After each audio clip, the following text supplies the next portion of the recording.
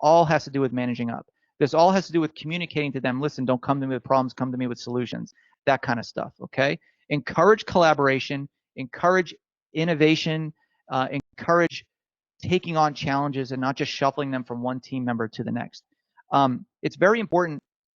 A lot of times marketing and sales are kind of a gray area, but when I'm leading a sales team, which I don't really like to do, it kind of takes me away from marketing. But I always tell the sales team, if you have anything for marketing that you think is being done wrong from a brand perspective, from an ads perspective, from an SEO perspective, I want you to tell me, even though what you say may not be correct or aligned with best marketing practices, I want to hear it, because you as a sales team, you're talking to the prospects directly. You're in the combat zone, so to speak. And sometimes I'm taking a back seat and I'm on the phone with prospects a lot of times. So you have a different insight into the problems that the company is facing, into the data that I'm providing you. It might show on my end that you're getting good conversions, but on your end, the target audience might be wrong, and they might not be bringing on the high ticket clients that you might want. So come to it with a mindset into meetings and problems that just because the data looks good, that it might not be aligned with the company goals, okay?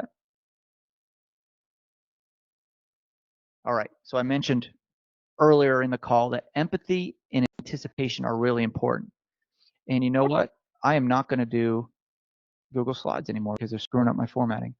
But anyway, empathy and anticipation, what does that mean? First of all, acknowledge the pressure. I want you to recognize that the unique pressures and responsibilities that your boss faces and your employees face, acknowledge that their decisions are often influenced by factors not visible by the entire team. I mentioned earlier this show I watched, Below Deck. The captain can see all the different departments. They see the kitchen crew, they see the interior, they see the exterior, they see the engineering team.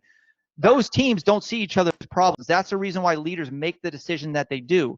So just because they make a decision that infects the kitchen staff, it doesn't necessarily mean that it affects that it might infect or affect the exterior, the cleaning crew, for example. So the decision might look bad on your end, but there's a reason for that.